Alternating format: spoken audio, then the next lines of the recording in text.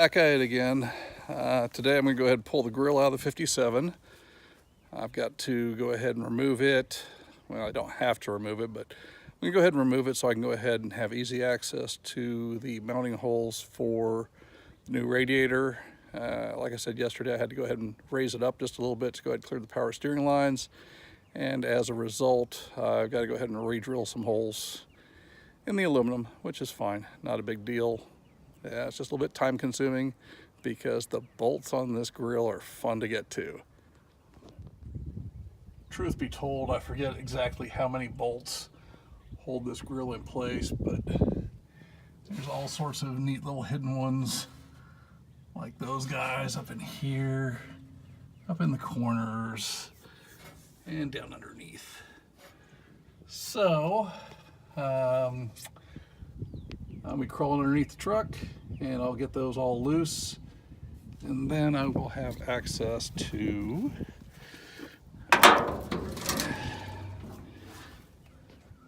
those former captive fasteners down there. I've got 6 additional holes to drill, and that will be done, and then I can go ahead and remove that abortion of a lower radiator hose and get one that properly fits in there. Well, that didn't take nearly as long as I'd expected. The one nice thing about 1957 is almost all the sheet metal hardware is a 5/16 inch bolt, and so everything uses a corresponding 1/2 inch wrench. There's 1, 2, 3, 4, 5, 6, 7, 8, 9, 10 bolts that hold the grill in on the bottom side. And now I'm ready to go ahead and start knocking this out, get these holes drilled, and go down to the parts store and get me a lower hose that'll actually fit. And as you can see, we got Asian beetles crawling all over the place. I would have thought winter would have killed them. Last week it was 11 degrees out. There was snow and ice on the ground, and here it is 75 degrees this afternoon. So back to work. Well, there we have it. The new radiator is installed. All the hoses all the holes have been re-drilled. It's all shiny new now. Everything fits like it should. I ended up doing a cut and splice on the lower radiator hose. You can't really see it. Well, I guess you can.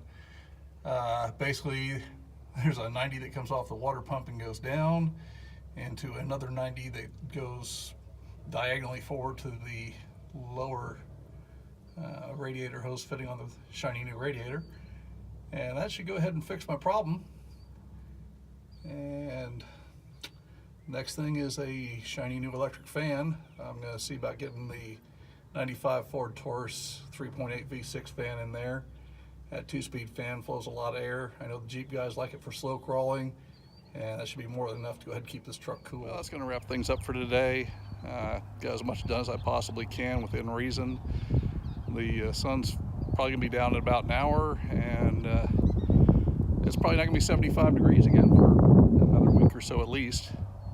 They're talking rain on my days off, Tuesday and Wednesday, so 2 or 3 inches of rain down here, which pretty well means I won't be doing a doggone thing outside.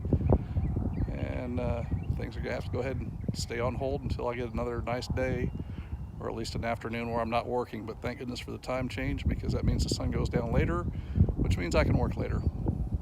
We'll see you next time.